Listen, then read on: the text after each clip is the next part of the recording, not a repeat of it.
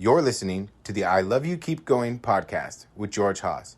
For more information, please visit our website at www.mettagroup.org.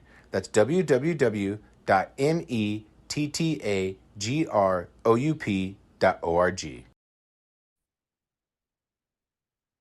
So welcome, everybody. This is I Love You. Keep going. It is April 11th, 2024 at 7:36 p.m. Pacific Daylight Time. And what I was thinking I would talk about tonight is AI. Maybe you've heard about it lately in the news, from it being the next thing ever to being the destruction of our way of life. Seems to be the two poles of the discussion. I thought I would relate it more to practice and also to some of the things that we talk about here routinely, which is perception of things that are actually happening and also authenticity. One of the things about relying on media for most of the stuff that we understand about the world is some suggestion of the veracity of it, the believability of it actually representing something. And then as we move into this new era where the technology is such that really pretty much anything can be faked at this point, how do you believe actually what's coming in from the world? I am actually old enough to remember a world where there was no television. And I remember very fondly the two-tone Zenith, which was our first black and white TV, which had the UHS. I think it's UHS, isn't it? There was the channels that you could click onto, and there was also like a tuner that you use like the radio to tune into high frequency stations for the more local, less national stuff. And I remember in 1964, my grandmother Haas, my father's mother, bought a color television, which was considered an extreme luxury item. And back in those days, the tubes were not square; they were round. Of course, it didn't matter whether they had a color television or not, because almost everything was broadcast in black and white. It was quite unusual to have a show broadcast in color. When she died, we inherited the TV, and really the only show that we could watch was Garfield Goose, which was a children's show which came on after school, so like the first television babysitter. And they had a program on there that really shaped my whole life, which was called Fractured Fairy Tales. I don't know if you remember it as a cartoon, but it took very standard Grimm's type fairy tales and just completely put them on their head, which I found hilarious. And we had the news cycles, and we had these established reporters like Walter Cronkite that would speak to the nation from one of our three channels, and people generally thought of him as telling the truth. When Reagan came to office, and you may not know this, the requirement that the news tell the truth was let go of because of free speech claims. Apparently, lying on the news was a violation of free speech. At least that's how the courts held it. And so we don't have that requirement anymore. But we didn't change the name of news to opinion, which would have been helpful, I think, in distinguishing it. And then as the computer manipulation of media came along, and the clumsiness of it, usually if you looked closely, you could tell the difference between what was authentic and what had been manipulated. Certainly, if you could think about it, the news as it came through, people had reputations of relaying the truth, and other forms didn't. Of course, the libel laws in the US are very light, let's say. So there is no defense against it, really. What there is discernment, which we talk a lot about in the meditation world, discerning things that are really happening from things that are not happening, or discerning the sensing data and understanding what the sensing data is, and then understanding the meaning that we attach to it, which creates the experience of reality. And I think you'll see the effect amplified really in that we don't take in a survey of everything that's happening. We take in this highly curated selection of the things that are meaningful to us, rejecting the things that are not meaningful to us. So we often leave them out. And in this highly curated selection of the things that we pay attention to, we assign meaning to that highly curated selection. And the meaning that we assign to it is rooted in this high level of selection, and then we create the sense of reality from that. So our sense of reality is really embedded in our experience and the meaning that we hold to it. But now what we're finding with this first launch of AI and artificial intelligence,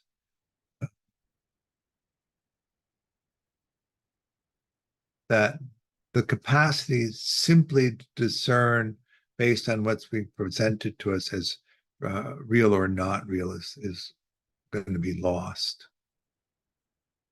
It just popped into my mind in the mid 80s. I was a systems analyst, and my job was to go into corporations and take, at that time, the model was 5 employees per manager. And when the microcomputers came in and you could link them via networks, move away from the mainframes, the corporations largely had the idea to save money that they would compress the middle management by requiring each manager to manage 8 people instead of 5 people. And I would come in and do an analysis of the structure of middle management and who was formally talking to who and who was informally talking to who. And part of my instruction for developing the capacity to do that was an early exploration of AI, artificial intelligence, and understanding that the level of computing power that we had was not even close to being able to do that. I don't know if you remember Alan Turing, but the Turing test was, could a computer engage you in such a way that you couldn't tell that it was a computer, that you would actually think it was a human? And I think we're really getting to the point now where that's going to change, that you won't be able to tell that you're talking to a computer, that the processing speed will be fast enough and the large language models will be predictive enough. But then where does that leave us? If you can just say, which you can do now with, say, ChatGPT, write me 100 haikus, and then in 2 minutes, or 40 seconds, or 20 seconds, you'd have 100 haikus. You might try it as an experiment. Some of them are pretty good. A lot of them are not. They do understand the rules really well, which I notice that when writing haikus, a lot of people don't. You have one sentence, seven syllables. Is it 575? I guess it's 575. Five syllables. The second sentence, which is not related to the first sentence, which is seven syllables, and a third sentence, which is five syllables, that ties the two sentences, the first two sentences together. That's the task.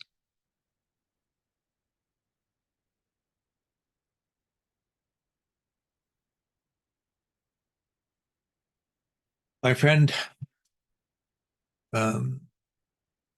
James Merrill said to me that when computers came out, that there was going to be a glut of terrible poetry that we were going to have to endure.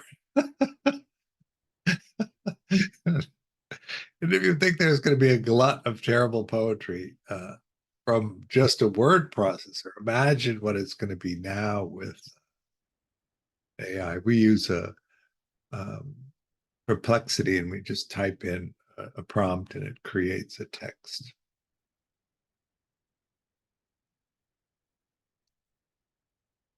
Christian. George, I wonder if they created like a reverse Turing test. I feel like people ongoing are gonna start being able to pass that more and more. Like it's gonna people instead of the AIs being more like people, the people are gonna be more like AIs. Like Well, the little R2D2 and they had a little guy in there. It's just gonna be like little guys in robot suits. right. The reverse Turing test is, can you tell if it's a human? Right. Yes. I think I could out AI and AI. Well, at this point, certainly, maybe. What I notice in doing it, and I think that this is one of the things that I think will save us, is that because it's averaging, it's generic, people aren't like that. And so what I really look at AI as doing is pushing us back into the quirkiness of individuality that we've lost in a way because everything is so homogenous. What's coming to mind at the moment is the last time I was in London, this is, I don't know, maybe 5 or 10 years ago. I should say the last time I went shopping in London, I went to the King's Road, and it used to be in the 80s, it used to be one of the great pleasures of shopping because the culture was not international in the way that it is. And you would find these very local designs and these local products and shoes made in the UK. And I don't know if you've ever had a thing for English shoes, but they were just these wonderful objects, all sorts of styles. But I went this particular time, I couldn't find any English shoes. The closest thing I could find were Italian shoes. And the most popular jacket on the street was a North Face puffy jacket. And it was so disappointing. The homogenization of the culture and the franchising of everything. Yes, you can get a cup of coffee at Starbucks and it tastes very similar to a cup of coffee in Starbucks anywhere you go. But all of that quirkiness, that uniqueness that comes from the local involvement of people is lost in that. And I think that we are going to be bored out of our minds by the generic quality of everything. AI is the thing that creates it, and it's going to push us to react against it in a way. And I don't know whether that will solve the dilemma of authenticity or not. Maybe it will just enhance our capacity to pretend, which is also possible. Christian? When I used to go to Poland as a kid, they would have like shirts with American writing on them, and they'd be like they'd be just this delightful nonsense. And then a couple of years later, I went back and like all of that stuff was gone because they had gotten hip to it. And then a couple of years later, the it was like quirky and they were trying to recreate it, but they already knew too much, and like it wasn't the same. Yes. Yael, I'm glad that you're already bored with the generic quality of AI. I think I am too, which is one of the things that led me to this conversation. The thing that we want as human beings, and this will not be solved by AI, is to allow trusted people to see us, to really see us and to really know us. And we want to be able to know that we have an effect on the people that we love, that are close to us, that our experience matters. And then we want to be able to explore in ways that we derive meaning from, and not as a distraction, not as a simulation, really. In actually engaging in activities that we find meaningful, that create some challenge in discovery for us, in exploration. And then we want to be able to come back and express what it is that we've discovered about this wild, unique life we have. And we want somebody else to do that for us, so that there's a synergy around these primary paths of exploration with the people that are close to us. And this is the thing that matters, really. I'm not sure how much it would matter to explore these artificial environments. I know that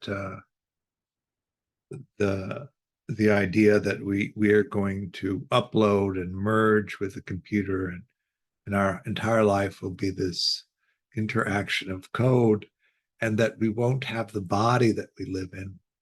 And I somehow find myself thinking, I want my body. I don't care that it's aging and changing in that way. I like the experience of being in a body, and I find the while sometimes dopaminergic is the word that I really use about computer games and that kind of stuff, it feels in the end like a distraction and something that doesn't have meaning. Really, it's a distraction from the pursuit of meaning. And we live in such a challenged time because of the way that we have allowed really the order of power to distribute resources. The economic system that externalizes costs as a way of making a profit. It's an amazing thing. And I think what's unique about this time is that the addition of climate change, which is really out of our control, is going to happen, and then we're going to have to respond to it. I think that fateful moment when we pass 1.2 degrees centigrade has already happened, even though I know in the press they talk a lot about when it happens, but it seems to have already happened. And so you have that.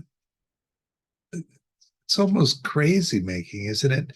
The way that the world is represented in the media that we experience, and then what is happening. You know, the Biden demand for a ceasefire, which was followed the next day by the delivery of a massive amount of new arms, makes it kind of crazy.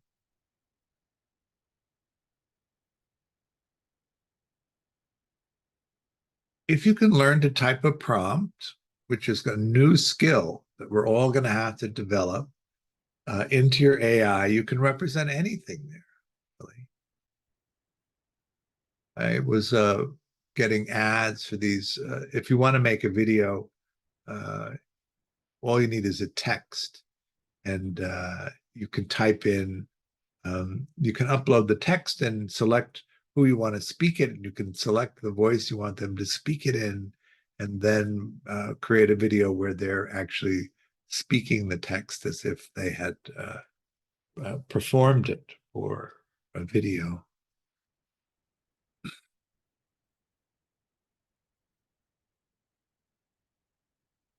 What will happen when our orientation toward the way that people look are these very homogenous, perfect looking people on the screen? How will that be for the rest of us actual humans? I'm fascinated to see how that happens and who's real and who isn't. And of course, with deep fakes, anybody can be doing anything or saying anything.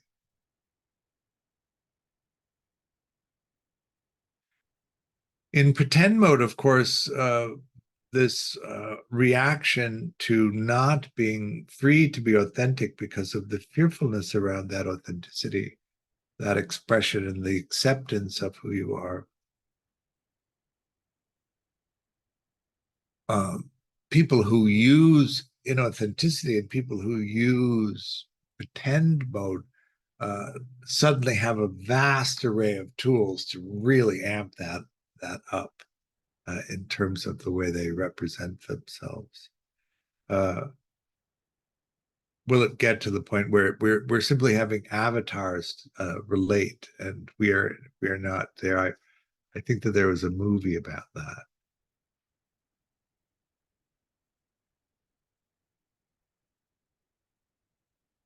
What do you think? I think more and more I like my body. I like interacting with other bodies. I like the uniqueness, the unpredictable expression of other people, that engagement.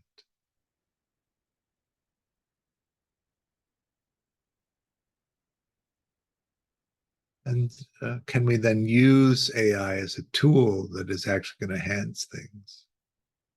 I'm not so frightened about the computer systems themselves, but people are still frightening.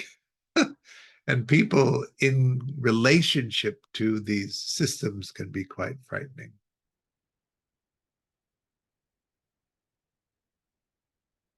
There is, of course, in the body politic at the moment, a question about the veracity of things. Things that to me seem completely obviously not true are embraced. And they seem so obviously not true to me. I have a hard time believing that people who embrace these ideas do so because they believe the idea, not because it's useful to them in some way. So in Buddhist practice and in this idea of liberation, this idea of enlightenment, really what we're attempting to do is to come into a place where we experience what is happening. And we're free not to get caught up in misrepresentations of things. And by knowing ultimate reality, of course, is the things that we sense. And conceptual reality is the meaning that we assign to it. But what end is that? What end is that? Seeing things clearly, sensing them clearly, understanding what's happening, the discernment between what is real and what isn't real, isn't so much the factor, but the discernment of what you understand is happening and the meaning that you assign to it. And always this bouncing back between self and world, self being the experience that you have in the world, being the people that you surround yourself with.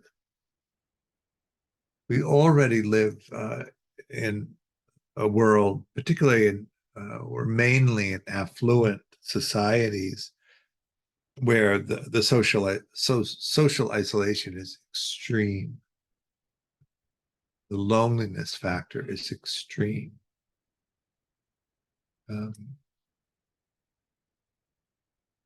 The allo family system has been lost in affluence, I think, in that multiple generation requirement of participation so that we can get along in the world has been lost in affluence.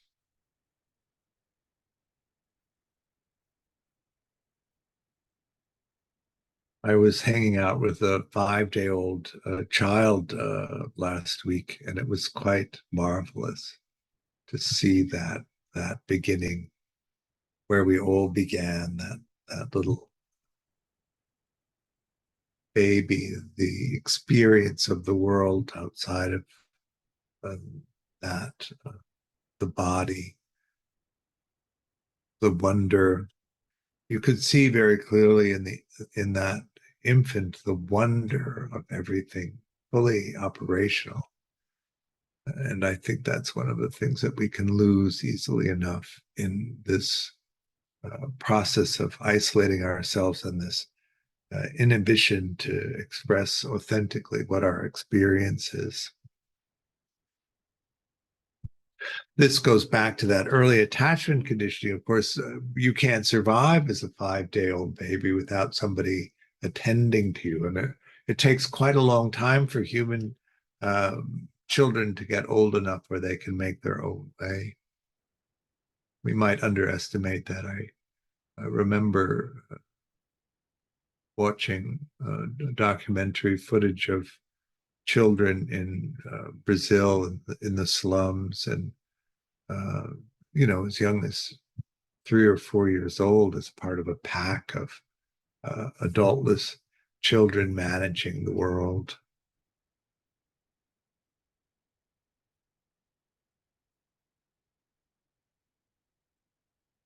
We turn toward the caregivers not only to receive the physical care for the body that we need, but also to understand ourselves in relationship to the world.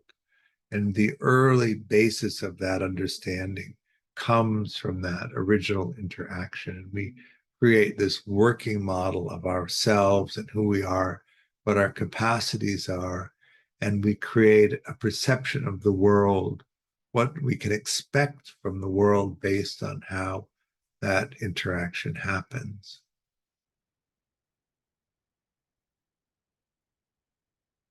If somebody comes well enough and attends to us well enough and reflects back to us the delight of our beingness, we create a whole model of ourselves as this marvelous, delightful, lovable person.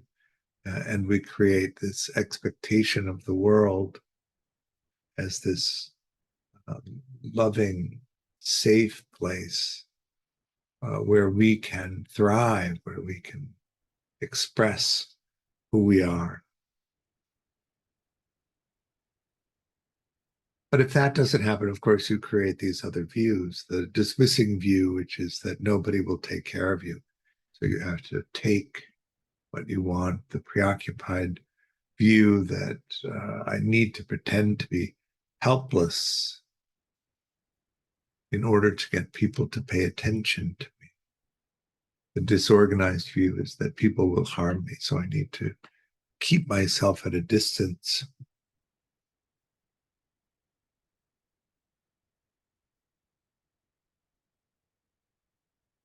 Now imagine just typing a prompt into AI and creating these very compelling representations of all that.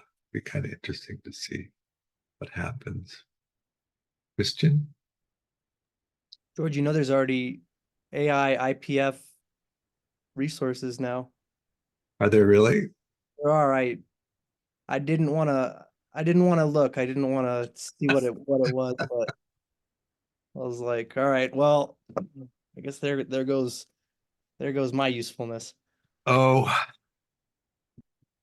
I think you're safe, actually. I think I am too. I think I am too. Um, please, just as a plea from over here, hold on to your uniqueness as a person, as a people, as a group of people.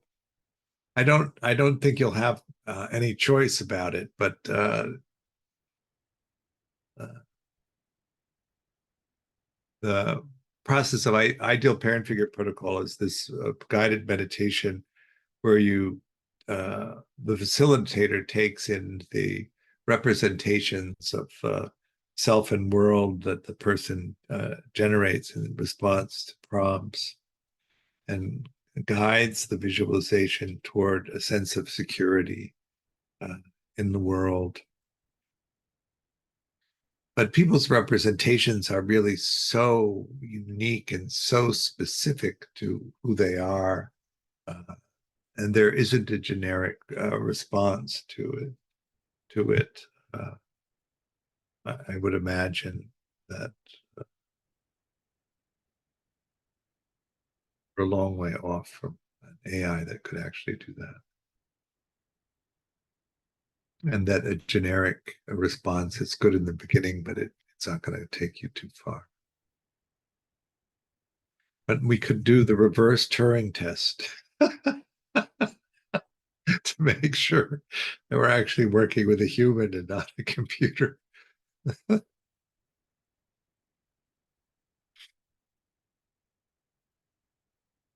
So, what is this enlightenment, this idea of understanding the nature of the sacredness of this human life that we're in?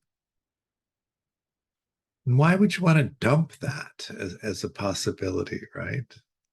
Uh, to live out endless repetitions.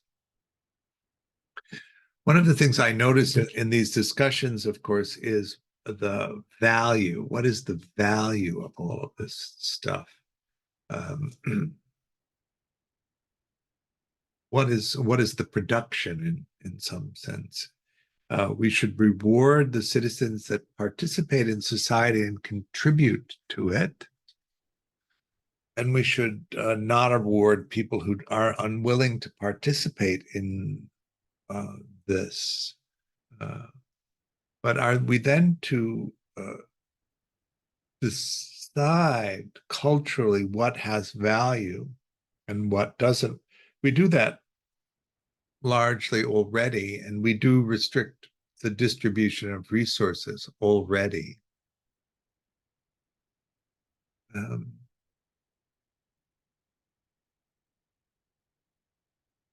But just imagine automating that, then having to pass these requirements of usefulness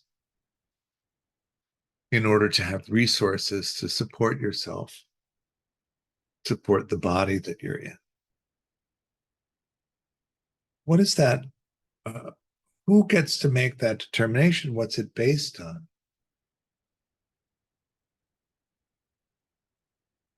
We've had so many variations of what's useful and what isn't useful. And in this last period, 70 years, let's say, 50, 70 years, where maybe it was just the Beatles who did this, the first international pop sensation, where all of a sudden, being at the top of the game in one country, which produced a certain level of remuneration, was just blown out of the arena by this worldwide phenomenon. It's such a vast amount of resources. I think I saw that Taylor Swift's tour took in $5 billion, which was a record, fantastic amount of money.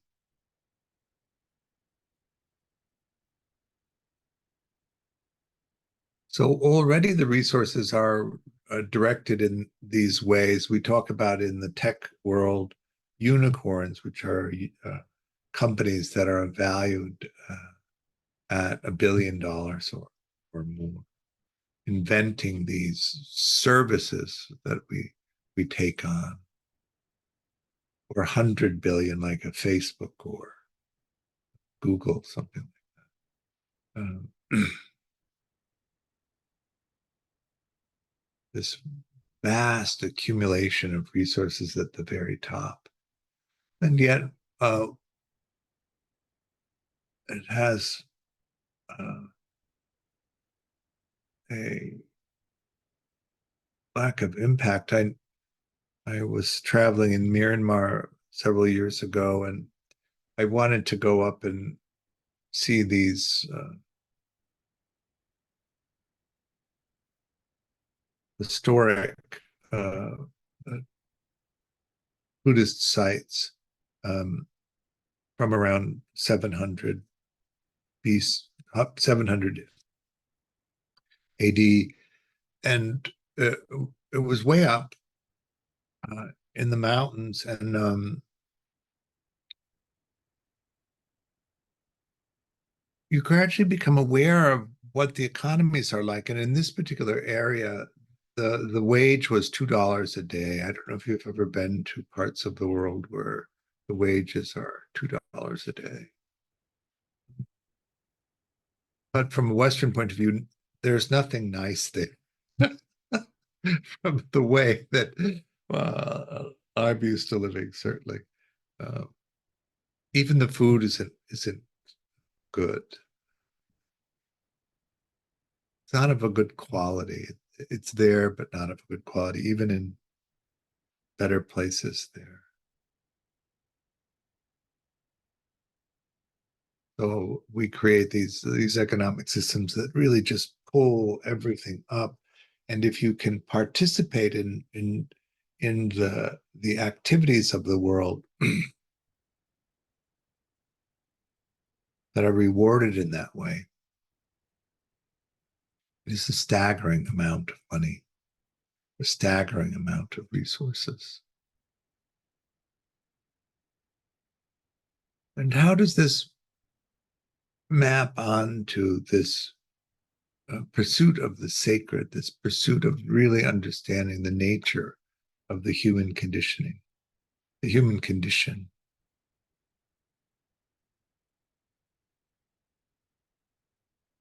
Why practice, right? To touch into this. So I think largely in the West, if it isn't really a practice that is meant to enhance a lifestyle, the deeper practice is for people who this system is already not working.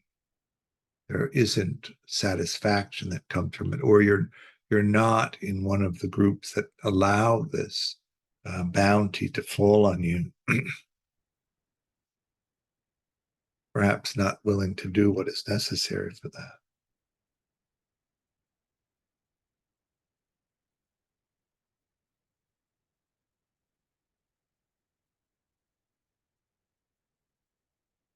So you touch into the sacredness of all things, the sacredness of all life.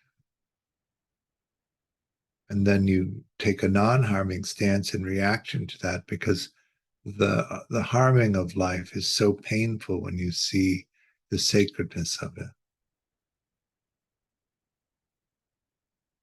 And then you move into a place of trying to protect the world, protect the people, and protect all life really in the world.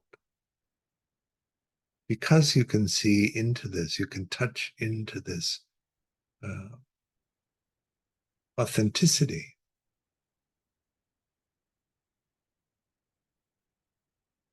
So maybe in some way, this new arrival of this much more compelling AI will push us in the other direction, in a way that makes this even more difficult to touch into. It's right at the beginning. Interesting to see.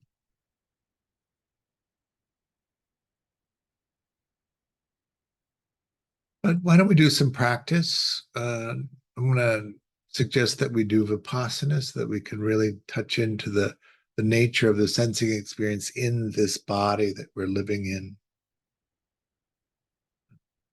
So that we begin to see that process of selecting the sensing experience, touching into it, and then assigning meaning to it. The sensing is one thing, and the meaning that we assign is another. That's the first major insight into the Theravada map. But the sensing experience is one thing, and the meaning that we assign to it is another. We'll start with a little bit of concentration practice so that we can settle the mind. So go ahead and take your meditation posture. All right, let go of the meditation.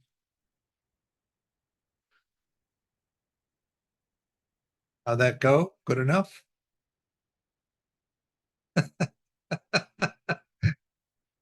Uh, so Saturday is the second day in the four day longs on level 1. If you're interested in that, come along. It should be good. I am leaving the week of May 6th to do the retreats in Europe, and then I'll be back the week of June 17th. So in that 5-week period, we won't have this class. So just keep that in mind. You'll get some emails about that, I guess, or posts somewhere.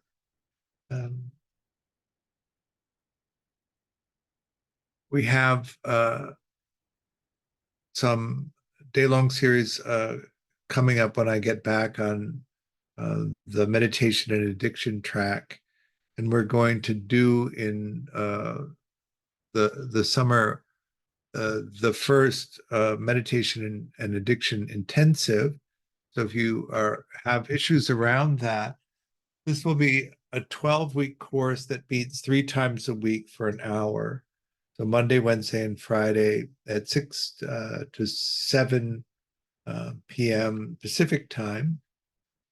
And the structure of it is a didactic class on Monday, a meditation instruction on Wednesday, and a processing group on Friday around our 4 modules of addiction, craving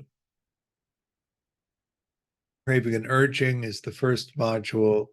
Stress, anger, and depression is the second module. Persistent negative emotions is the third module. And difficult interpersonal relationships is the 4th model. So the first 3 are really about mentalizing and emotional regulation. And the last one is about how attachment conditioning creates the ground for addictions to flourish, mainly because of the avoidance of emotional regulation with other people.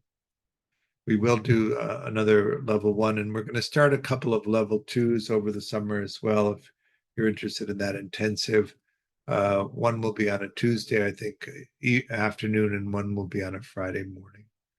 So take a look at that. It's on the website. Really appreciate your practice. I offer the teaching freely, but I do hope that you'll make a donation if you can. The link is on the site. Thank you so much, and we will see you soon. Bye.